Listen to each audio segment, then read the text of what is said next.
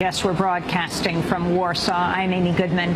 We're here at the UN Climate Summit known as COP19. Hundreds of activists have walked out of the talk, citing a lack of progress here over the last 10 days. Groups backing the walkout include Greenpeace, Oxfam, 350.org, the International Trade Union Confederation, ActionAid International, WWF, and Friends of the Earth. The move comes less than 36 hours after a group of 133 developing nations walked out of a key negotiating meeting amidst a conflict over how countries who have historically emitted the most greenhouse gases should be held financially responsible for some of the damage caused by extreme weather.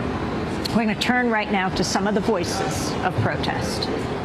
We are saying on the promises that were made in Doha, and especially the finance, because what really brought us in Warsaw is the issue of finance. Can it be fulfilled? We don't want promises, we don't want empathies where we have the impact and then people come and just empathize with us or sympathize with us. We don't want that anymore. We want solidarity.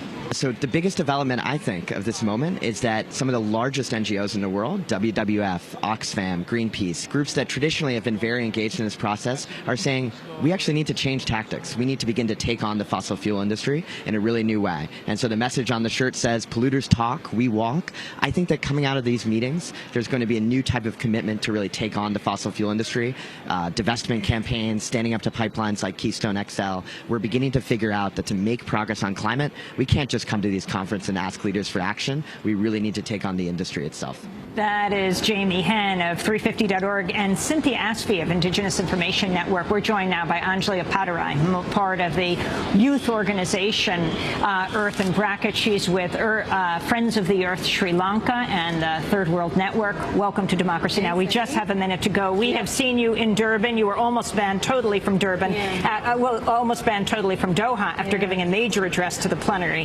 in Durban. What are you asking for right now? Right now, the message is that this COP has gotten so bad that civil society is dismissing it. We're walking out. 300 of us just walked out for the last 2 days of the COP. The message is about social movements. We're going back. We're building our power. We're building up our networks and our movements, and we're coming back much stronger in Peru, ready to re-engage in the political process. So we're not abandoning the UN. We're just abandoning this COP because it's just gotten so bad. What's bad? The blockers, the big blockers, Australia, Japan, US, Canada, just blocking so much text, not agreeing to any of the commitments that they've already legally signed up to. As you know, the G77 walked out of a meeting. And so we have this message, volveremos. We will be back. You're not doing anything in the next 2 days. We already know that. It's locked in. You spoke in Durban. You quoted Nelson Mandela. What did he say? He said, it always seems impossible until it's done.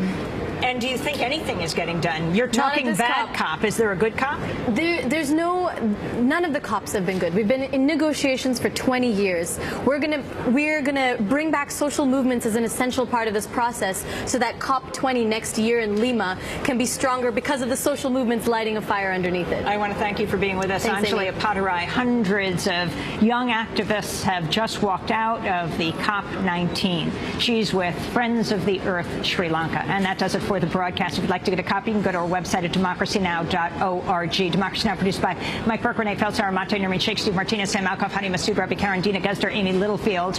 I will also be speaking on Friday night at Bar Studio at the Palace of Culture and Science at 7 p.m. here in Warsaw, Poland. I'm Amy Goodman. This is Democracy Now! We're broadcasting from the UN Climate Summit here in Poland.